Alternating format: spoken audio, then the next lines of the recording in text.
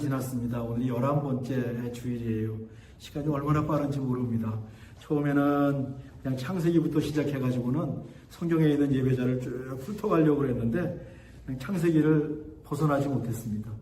창세기 예배자도 제가 성큼성큼 가서 그렇지 한 6개월은 해야 될 것 같다는 생각이 드는데 그래도 이쯤에서 그냥 마무리하고 남은 것은 언젠가를 기약해야 될 것 같습니다. 지난주에 이어서 요셉의 예배입니다. 창세기에서 요셉에 관한 말씀은 가장 많은 분량이 있는데 요셉이 따로 제단을 쌓고 하나님을 예배했다는 말씀은 없다라고 했죠. 이집트의 노예로 팔려간 요셉이니까 그렇게 할 그 환경이 되지 않았을 겁니다. 요셉의 상황이 공개적으로 하나님을 예배할 처지가 안 됐을 것입니다. 대신 요셉은 수시로 하나님을 찾고 하나님을 의지했을 것입니다. 그의 삶 자체가 예배였다라고 하는 것이죠. 우리 교회가 강조하는 일상의 예배, 삶의 예배가 요셉의 예배였습니다. 지난주에도 공부했듯이 창세기 본문에 하나님께서 요셉과 함께 하셨다는 말씀이 나옵니다. 그리고 무엇보다 이집트 왕 바로가 요셉을 하나님의 영에 감동된 사람이라고 부릅니다. 그 말은 하나님의 영이 요셉 안에 있다라고 하는 뜻이라고 했죠. 하나님을 믿지 않는 사람들이, 그것도 이집트 왕이 말이죠. 옛날에 고대 시대의 왕은 신들의 에이전트, 신들의 대리인이었거든요. 근데 이집트 왕이 요셉이 믿는 하나님을 인정했다는 것이죠. 이처럼 바로와 이집트 사람들은 자연스럽게, 아주 자연스럽게 요셉이 하나님을 믿고 있음을 알게 되었습니다.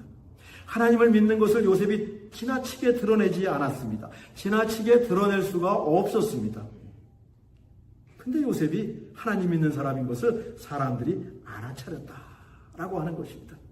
그리고 그것을 두고 요셉에게 비난하지도 않고 뭐라고 하지를 않았습니다. 그만큼 요셉이 세상 속에서 신임을 얻었다라고 하는 것이죠.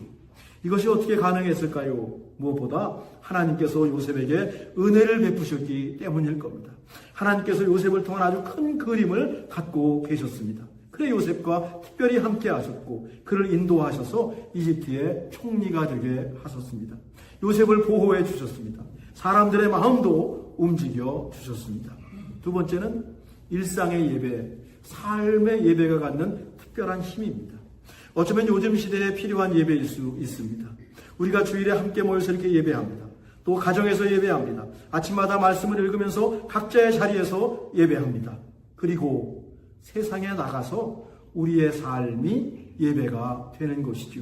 말이 아니라 말이죠. 말이 아니라 성품, 행실이 하나님을 믿는 사람인 것을 드러내는 겁니다. 저절로 전도가 될 것 같습니다. 물론 쉽지는 않습니다. 그런데 우리가 하나님의 은혜 속에 들어갔을 때, 하나님의 은혜가 우리에게 임했을 때 가능할 겁니다. 잘 모일 때마다, 열심히 교회 안에서 모일 때마다 어쩌면 삶의 예배, 우리 일상의 예배는 더 많이 신경을 써야 합니다. 어쩌면 더 많이 애를 써야 합니다. 쉽진 않지만 요즘 시대에 꼭 필요한 예배다라고 하는 것이요. 특별히 우리 교회가 강조하고 있는 예배입니다. 요셉은 그렇게 이집트에서 살아남았습니다. 바로의 꿈을 해석하면서 이집트 총리가 되었습니다. 바로의 꿈은 7년 풍년이 있는 다음에 7년 극심한 흉년이 찾아올 것이다 라고 하는 예고였죠. 바로는 요셉을 총리로 세우고 풍년 7년 동안 곡식을 저장합니다. 이스라엘 출신 외국인입니다. 그것도 원래는 노예로 팔려온 사람입니다. 그런 요셉의 말을 들은 바로가 대단하지요. 그까짓 무시할 수 있는데 바로는 듣는 귀가 있었습니다. 물론 이 모든 것에 하나님의 은혜, 섭리가 임했기 때문입니다. 요셉이 해석한 대로 바로의 꿈대로 7년 풍년이 지나자 극심한 흉년이 찾아옵니다. 사람들이 곡식을 구하기 위해서 요셉이 총리로 있는 이집트를 찾아옵니다. 이틀 아주 부자가 되었습니다. 흉년은 가나안 땅의 야곱 가족에게도 예외 없이 찾아왔습니다. 이집트에 가면 곡식이 있다는 소식을 들은 야곱이 10명의 아들을 이집트로 보내지요. 야곱은 그때까지 요셉이 짐승에 물려서 들에서 죽은 줄로만 알았습니다. 요셉은 죽은 자식이었습니다. 요셉을 잃었으니까 그의 친동생 베냐민은 이집트에 보내지 않고 곁에 둡니다. 그럴 수밖에요. 전 충분히 이해가 됩니다. 동생을 노예로 팔아버린 요셉의 형들이 요셉의 총리로 있는 이집트로 내려갑니다. 요셉의 신하가 와서 이렇게 얘기하지 않았을까요? 저기 가나안 땅에서 왠지 꼬재재하게 생긴 10명의 남정네들이 곡식을 사러 왔습니다. 들여보낼까요? 말까요? 요셉은 직감적으로 10명? 형들 아닐까? 라는 생각이 스쳤을 겁니다. 요셉의 직감이 맞았습니다. 10명의 남자들이 들어오는데 자기를 노예로 팔아버린 형들입니다. 형들이 줄을 서서 요셉에게 절을 합니다.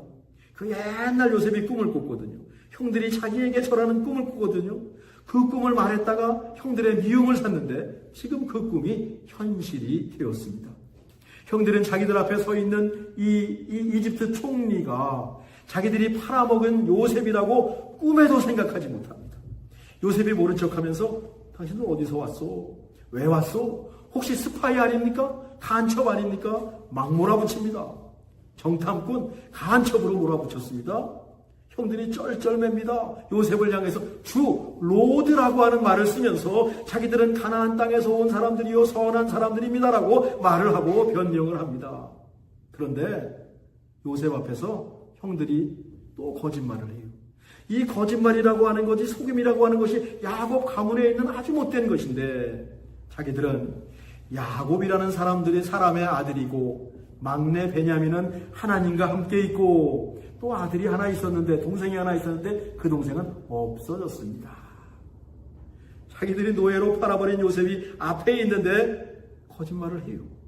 형들이 자기 자신을 스스로 속이고 있습니다. 요셉이 얼굴을 찡그렸을 겁니다. 상황이 이상하게 돌아가는 겁니다. 형들이 수군대기 시작합니다. 그래서 하나님 백성이에요. 자신들의 잘못을 뉘우치기 시작합니다. 42장 21절과 22절이에요. 그들이 서로 말하되 우리가 아우의 일로 말미암아 범죄하였도다. 그가 우리에게 애걸할 때 그 마음의 괴로움을 보고도 듣지 아니하였으니 요셉을 가리키는 겁니다. 그 괴로움이 우리에게 임하도다. 루벤 큰형입니다. 그들에게 대답하여 이르되 내가 너희에게 그 아이에 대하여 죄를 짓지 말라고 하지 아니하였더냐. 그래도 너희가 듣지 아니하였느니라. 그러므로 그의 핏값을 치르게 되었도다. 형들은 요셉이 자기들의 말을 알아들을 거라고 상상도 못해요. 근데 요셉은 이 형들이 하는 말을 다 알아듣고 있어요. 조금은 요셉의 마음이 풀렸어요. 형들의 뉘우침을 듣고 나니까 조금은 풀렸어요. 그런데 아직은 형들에게 내가 요셉입니다 라고 밝힐 수가 없어요. 마음의 준비가 되어 있지 않습니다. 응어리가 형들에게 받은 그 응어리가 너무 딱딱해요. 그렇습니다. 누군가를 용서하는 것이 쉽지가 않습니다. 가장 가까운 형들이 자신을 죽이려고 했고 결국 노예로 팔았습니다. 이게 쉽게 용서가 되겠습니까? 요셉은 사실 이집트에 살면서 고향에서 있었던 일을 잊고 싶었습니다. 가나안이라는 세 글자를 잊고 싶었습니다. 야곱이라는 아버지 이름도 잊고 싶었을 겁니다. 그래서 아들을 낳고 아들 이름을 므낫세라고 지었습니다. 므낫세는 더 이상 고향 생각을 하지 않겠다라고 하는 뜻입니다. 그리고 이집트에 뼈를 묻고 그곳에 살려고 했습니다. 옛날 일을 생각하면 동생 베냐민이 보고 싶어요. 아버지의 안부도 궁금해요. 하지만 의도적으로 자기를 판 형들은 물론 아버지 야곱과 고향을 마음에서 지워버리려고 노력하고 있었습니다. 방법이 없으니까요. 꺼내서 생각하면 괴로운 겁니다. 해결책이 없으니까요. 그냥 묻어두고 살아갔습니다. 므낫세였습니다. 그런데 형들이 지금 앞에 나타났네요. 살려달라고 자기가 애걸복걸했어요. 형들한테. 근데 매정에게 웅덩이에 던져버렸어요. 그리고 그 웅덩이 옆에서 형들은 자기가 쌓은 도시락을 먹고 있었던 형들입니다. 자기를 그러더니 노예로 팔아버렸습니다. 아주 헐값에 팔았습니다. 혈육이니까 반갑기도 하고 또 아버지 야곱에 대한 안부가 얼마나 궁금해요. 동생 베냐민에 대한 안부는 얼마나 궁금해요. 그런데 아직 형들이 용서가 되지 않습니다. 그 짧은 순간이 요셉에게 엄청 길었을 것 같습니다. 별 생각이 다 들었을 것 같아요. 요셉은 지금 제국 이집트의 총리입니다. 형들은 지금 아무것도 아닙니다. 옛날과 달리 형들의 목숨이 요셉에게 달렸습니다. 어쩌면 지금 요셉에게 형들에게 복수할 절호의 기회가 찾아온 것이죠. 사람이니까 잠깐이라도 그런 생각 안 했을까요? 저는 했을 것 같아요. 스쳤을 것 같아요. 그런데 요셉은 결정합니다. 복수가 아니라 용서와 화해를 택합니다. 복수, 응징적 정의라고 합니다. retributive justice라고 부르죠. 회복적 정의라고 합니다. restorative justice라고 합니다. 대신 절차를 밟습니다. 동생 베냐민을 데려오라고 말합니다. 시므온이 잡혀있고 나머지 형들이 아버지 야곱이 있는 가나안 땅으로 돌아가지요. 대신 요셉은요, 종들을 시켜서 곡식을 더 많이 특별히 아주 집어넣으라고 담으라고 얘기를 해요. 그리고 그들이 갖고 온 돈을 그 곡식 주머니에다가 다 넣어줍니다. 집에 와서 보니까 돈이 그대로 있네요. 간첩에다가 도둑놈으로 몰리게 되어 있고 형제 하나는 지금 이집트에 잡혀 있습니다. 그럼 시므온이 죽을 게 뻔합니다. 아버지 야곱을 간신히 설득해가지고 베냐민을 데리고 다시 이집트로 갑니다. 야곱은 요셉에 이어서 베냐민까지 잃어버린다 생각을 하니까 너무 슬픈 거예요. 이 노년의 야곱이, 이 나이 먹은 야곱이 엉엉 울면서 흐느끼면서 이 아들들을 배웅하지요. 베냐민을 데려온 형들이 요셉 앞에 서서 또 절을 합니다. 요셉이 형제들을 자기 집으로 이번에는 초대해요. 형들은 안절부절입니다. 요셉은 친동생 베냐민을 보고는 감정이 복받쳤습니다. 얼마나 보고 싶었던 동생입니까? 잊으려고 해도 어디 잊어지겠습니까? 문득문득 생각나지 않습니까? 다시는 못 볼 줄 알았는데 지금 요셉 앞에 있습니다. 창세기 43장 30절과 31절입니다. 요셉이 아우를 사랑하는 마음이 복받쳐 급히 울 곳을 찾아 안방으로 들어가서 울고 얼굴을 씻고 나와서 그 정을 억제하고 음식을 차리라 하매 요셉이 형들을 나이 순서대로 쭉 앉힙니다. 신기하죠? 지금 형들은 어리둥절입니다. 안절부절입니다. 기껏해야 이거 뭐 자기들이 팔아버린 요셉과 비슷하게 생겼다라고 추측은 할 수 있지만 노예로 팔아버린 요셉이 총리가 되었다. 이건 상상이 되지 않는 일입니다. 근데 요셉의 마음에는 아직도 응어리가 남아 있습니다. 음식을 다 대접해도 마음이 편치가 않아요. 응징적 정의는 그렇지 않지만 회복적 정의는 프로세스를 밟아가는 과정이거든요. 요셉은 또 다른 방법을 택해서 마음을 다스리려 봅니다. 형들을 다 대접하고 이스라엘에 보내면서 베냐민의 부대에다가 술잔을 하나 썩 놓아요. 형들이 떠났죠. 요셉의 종들이 막 쫓아갑니다. 도둑놈이라고 누가 술잔을 훔쳐갔다고. 형들이 아닌데 훔치지 않았다고. 다시 요셉에게 줄줄줄 끌려가서 또 절을 하는군요. 베냐민의 부대 속을 다 열어보니까 베냐민의 부대 속에서 술잔이 나왔습니다. 요셉은 뭐라고 하냐면 베냐민만 남겨두고 나머지는 이스라엘로 돌아가십시오 라고 말을 합니다. 그때 큰형 루벤이 나서서 탄원을 합니다. 고향에 늙은 아버지가 계시는데 요셉 다 알죠. 고향에 늙은 아버지가 계시는데 이 베냐민을 여기에 두고 가면 우리 아버지는 질에 돌아가실 겁니다. 제발 살려주십시오. 내가 남을 테니 살려주십시오. 의기양양하게 요셉을 팔아버린 형들이 요셉 앞에 무릎을 꿇고 비는 일이 생겼습니다. 그렇습니다. 인생사 새옹지마입니다. 제가 짧게 말씀드렸지만 이런 과정을 밟으면서 요셉은 자기 마음속에 남아있던 형들에 대한 섭섭함, 그 한 응어리를 풀어냈습니다. 요셉이 자신의 정체를 밝히고 형제들이 밖에서도 들릴 정도로 다 같이 엉엉 웁니다. 요셉이 형들에게 이렇게 말하죠. 우리가 오늘 읽은 본문이에요. 앞으로 흉년이 5년이 더 계속될 것입니다. 세 번역입니다. 하나님께서 나를 형님들보다 앞서서 보내신 것은 하나님이 크나큰 구원을 베푸셔서 형님들의 목숨을 지켜주시는 것이고 또 형님들의 자손을 이 세상에서 살아남게 하시려는 것입니다. 그러므로 나를 이곳에 보내신 것은 형님들이 아니라 하나님이십니다. 회복적전이 용서와 화해 끝에는 이런 선언, 이런 고백이 나온다니까요. 얼마나 멋져요. 그냥 이에는 이로, 눈에는 눈으로 때려부시는 것과 상상이 되지 않습니까? 차원이 다른 그런 용서와 회복 아닙니까? 완벽한 화해요, 용서의 선언입니다. 무엇보다 요셉의 말 속에는 이스라엘을 향하신 하나님의 계획이 나타나 있습니다. 가나안에 있으면 굶어 죽습니다. 그러면 아브라함을 통한 하나님의 약속이 물거품이 되지요. 하나님께서 요셉을 이집트에 먼저 보내셔서 하나님의 약속, 하나님의 계획을 이루신다라고 하는 것입니다. 그것이 400년 종살이의 시작이었지만 이스라엘이 살아남는 유일한 길이었을 겁니다. 하나님은 모세를 통해서 이스라엘을 이집트에서 해방시켜 주시지요. 요셉의 말대로 아버지 요셉도 이집트로 이주해서 바로가 제공한 고센이라는 곳에 정착합니다. 그때 야곱이 이집트에 내려가면서 그 마지막 드린 예배가 부엘세바에서 야곱의 예배, 지난 시간에 배웠는데요. 하나님께서 야곱과 함께 하실 것이다 약속하셨죠. 이렇게 말씀이 서로 맞춰집니다. 혹시 시간이 되시면 오늘 집에 가셔서 창세기 37장부터 쭉 한번 읽어보시길 바랍니다. 산상수훈으로 알려진 마태복음 5장 23절과 24절에서 예수님은 다음과 같이 말씀하셨습니다.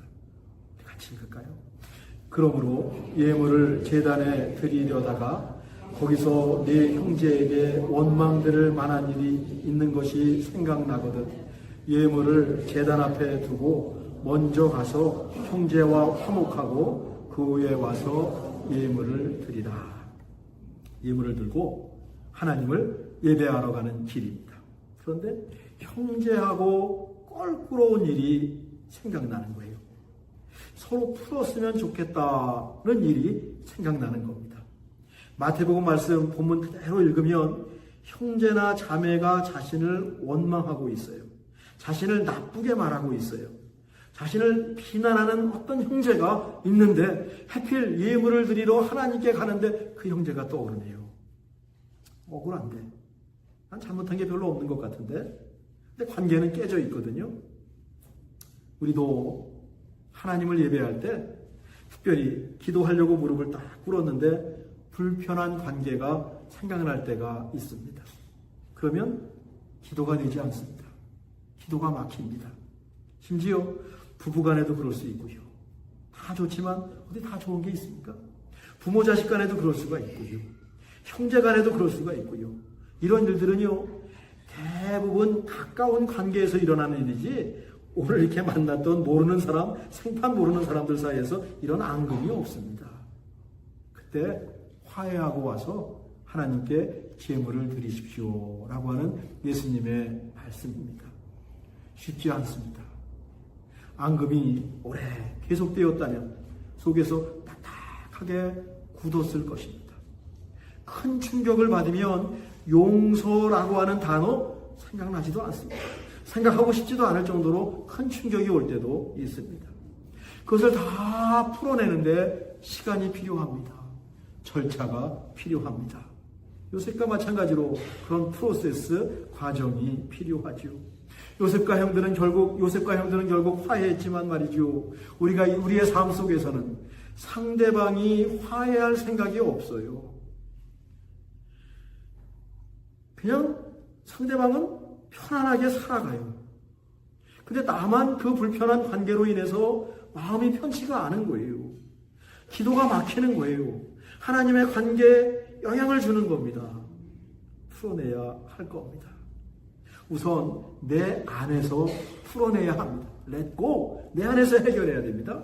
내 안에 돌덩이처럼 갖고 있으면 이거 나만 손해거든요. 상처를 준 상대방은 언제 그랬냐는 듯이 잘 지낼 수 있습니다. 염치 없다고 할까요? 천연스럽게 살아갈 수가 있습니다. 그러니 우선 내 안에서 해결을 해야 해요. 용서는 나부터 시작하는 겁니다. 어디까지요?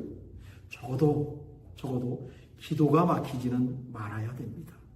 하나님과의 예배, 관계에 영향을 주지는 말아야 합니다. 그리고 서로 회해하면 더 바랄 것이 없겠지요. 창세기 요셉에 대한 말씀에는 하나님이 직접 요셉에게 무슨 말을 하신 것도 없습니다. 요셉도 따로 하나님을 예배하지도 않았습니다. 그런데 요셉은 진정으로 하나님의 사람이었습니다. 요셉은 이렇게 자기를 팔아버린 형들을 용서하고 화해하지요. 요셉에 드린 삶의 예배의 극치 절정입니다. 용서와 화해라는 예수님의 산상수훈을 이미 요셉은 수천 년 전에 실천했습니다. 이 모든 과정에 하나님의 도우심이 필요하고요. 이 모든 과정에 하나님의 함께하심이 필요합니다.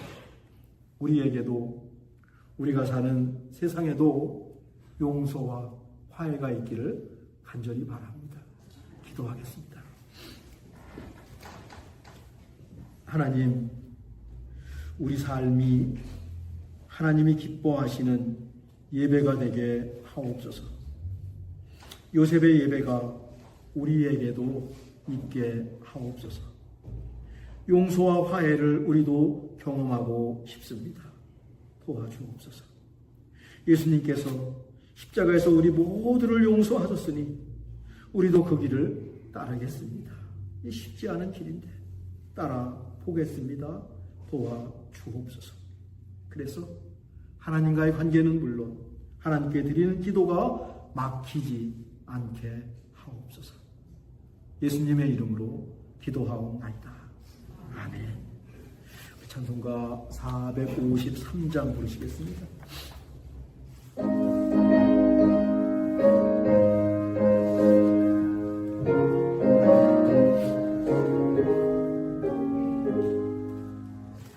예수도 알기 원하네 더 넓은 좀 빨리 할까요? 간절히 알기 원하네 내 평생의 소원 내 평생의 소원 대속해 주신 사랑을 간절히 알기 원하네 성령이 스승되셔서 진리를 가르치시고 거룩한 뜻을 깨달아 예수를 알게 하소서 내 평생의 소원 내 평생의 소원 대속해 주신 사랑을 간절히 알기 원하네 성령의 감화 받아서 하나님 말씀 배우니 그 말씀 안절안절히 내 맘에 겨운대도다 내 평생의 소원 내 평생의 소원 대속해 주신 사랑을 간절히 알기 원하네 천천히 할까요? 이거는 계신 보좌는 영광에 둘려 있도다 평화의 왕이 오시니 그 나라 왕성하도다 내 평생의 소원 내 평생의 소원 대속해 주신 사랑을 간절히 알기 우리 4절 한번 천천히 할까요? 예수가 계신 보좌는 영광에 둘려 있도다 평화의 왕이 오시니 그 나라 왕성하도다 내 평생의 소원 내 평생의 소원 대속해 주신 사랑을 간절히 알기 원하네